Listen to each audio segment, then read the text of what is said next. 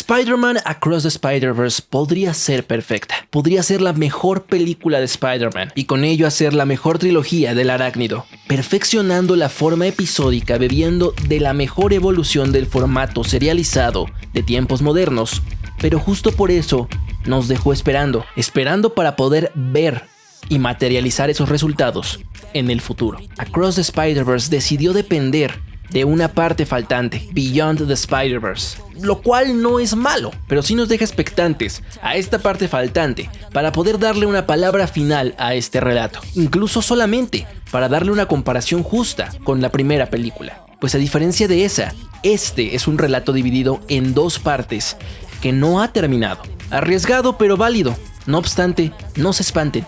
Esta segunda parte de la trilogía de muchas maneras sí es un escalón superior a aquel que entregaron en 2018 por mera ambición bien encauzada y ejecutada, una evolución a sus personajes natural y más madura que trabaja con temáticas que cuestionan los cánones ficticios clásicos sobre la idea del héroe y los enfrentan a una visión más crítica y humana de aquel arquetipo perfecto de quienes se sacrifican por los demás, todo en un relato estructurado, contado y visualizado de manera tan pulcra que con el tiempo aprenderemos de él así como lo hacemos con su primera parte.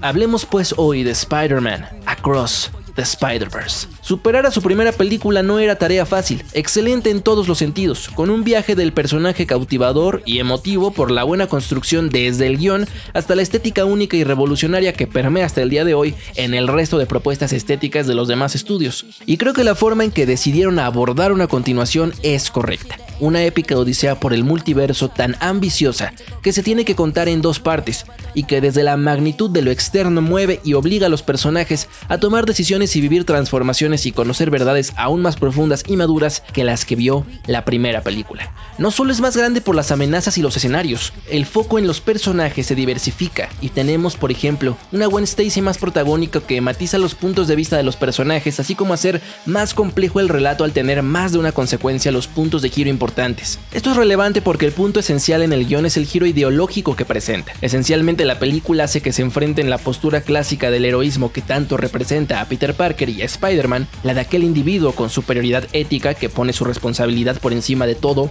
a manera de superhumano que pone el ejemplo tanto a su mundo como a quien lo consume. Esto siendo el bando del antagonista, Miguel O'Hara, contra una postura más natural y humana que rechaza el totalitarismo ético que le quieren imponer para trazar su propio destino, la de Miles Morales. Miles es una figura frágil que cuestiona desde un natural egoísmo el por qué Spider-Man debe seguir un camino de sufrimiento y sacrificio. ¿Por qué no luchar para evitar eso también? Sin embargo, hay otro villano más simple, pero efectivo. Uno que funciona más como un instrumento argumental para complejizar la historia. La Mancha, o The Spot. Este es un villano con construcciones más clásicas. Sin embargo, como dije, es más un instrumento para que la historia se problematice y se obliguen a estos personajes más complejos y antagonistas más complejos a estar arrinconados y que tomen decisiones que ejemplifiquen su carácter y que los saquen como tal son los personajes. Entonces, por ese lado, todo está perfectamente planeado. Es así como el conflicto de esta película nace desde un dilema interno sobre heroísmo y sus límites, trabajando desde el canon y tropos propios de Spider-Man y explora el lado contrario que intenta escapar de él,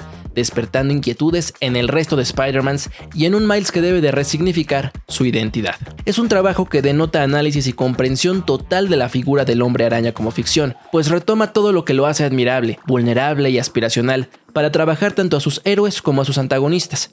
Es entonces una deconstrucción total del héroe dentro del argumento sin dejar de lado una maestría para contar el relato universalmente, maravillosamente estructurado en sus eventos y con un ritmo maestro en presentar cada bit de la historia, siendo particularmente soberbio el segundo acto de la película, que presenta un suspenso y enfrentamiento de personajes que te dejan completamente desarmado, y solo va hacia arriba y hacia arriba con cada giro. Es de esas películas que saben extender sus puntos más altos para siempre dar un poco más de aquella secuencia asfixiante que creías ya había terminado. Y a esto hay que sumarle todavía la dirección. No solo la película es hermosa estéticamente, no solo es ambiciosa y espectacular desde lo teatral, que a su vez es ya de por sí un apartado fenomenal, y ahorita hablaremos de eso. Esta cinta cuenta con colores que representan el conflicto. Cada universo visitado tiene una estética única, pero se lleva el premio aquel responsable de la trama de Gwen, que mediante los colores dibuja su conflicto y su resolución y evolución.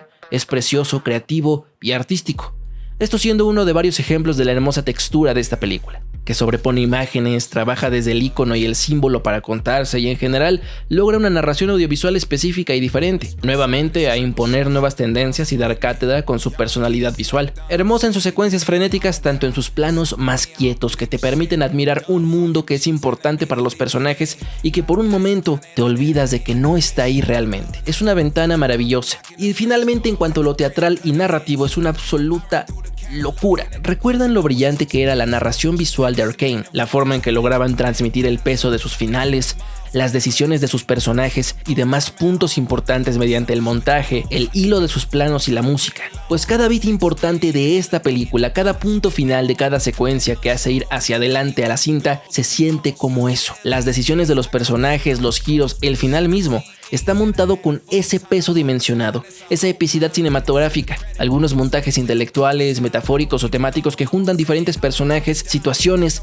en una sola decisión o un tema que los hace comunes y es empleado varias veces, especialmente en estos puntos de giro más importantes que unen a Gwen, Miles y Peter B. Parker. Es un cine que se mantiene complejo en sus formas. Personalmente no soy un consumidor o conocedor de todos los Spider-Mans, así que los cameos me resultaron sí divertidos, pero no congenié con todos y es mejor, porque a pesar de ello pude disfrutar sin ningún problema de cada momento de la cinta. Y eso habla de que ella no depende en absoluto de ningún cameo presentado en ella. Son divertidos, referenciales y hasta ahí. Los personajes principales y los beats principales no dependen de ello. ¿Es un concepto importante para la película que haya muchos Spider-Mans? Sí, pero es importante para los personajes principales. El resto de involucramientos y referencias no se comen la película, que por sí sola mantiene un curso constante y sólido, sin depender ni de la comedia del easter egg ni de la epicidad del easter egg. Ahora quiero hablar un poquito de su final y la puerta a Beyond the Spider-Verse, porque si algo es cierto, es que esta película no proporciona el cierre satisfactorio que Into the Spider-Verse sí tiene. Sus personajes ahí cierran sus arcos, terminan un viaje y descubren un nuevo mundo a partir de ello,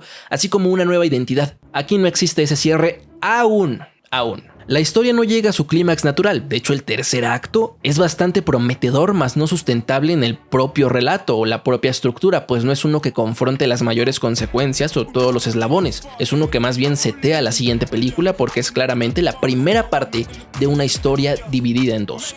Y creo que por lo mismo, por sentirse tan honesto, no se siente anticlimático y es más bien emocionante por lo que viene. Tal vez faltó un último suspiro de conflicto para que el tercer acto se sintiera más climático que el maravilloso segundo, pero bueno, en esto no hay un libro de reglas que diga que no se puede hacer más allá de la costumbre. Además, si se siente correcto como es este caso, pues se siente correcto y ya, lo lograron. Acabaron la parte 1 en un cliffhanger, bueno, y ahora viene la parte 2. No hay ninguna regla que dicte que una película debe ser autoconclusiva. La costumbre, y ya. Especialmente porque Across the Spider-Verse no defrauda en todo lo demás. No es como La Desolación de Smaug, que es horrible y aparte acaba así. Es cierto que no termina una historia, pero promete una continuación en una tercera parte. Sí, se volvió dependiente de otra película, pero mientras la que venga cumpla en entregar ese gran acto conclusivo, dramático, potente y de aprendizaje, entonces no hay ningún crimen cometido. Eso sí, solamente cuando tengamos ese final y solamente ahí podemos ya hablar de estas dos películas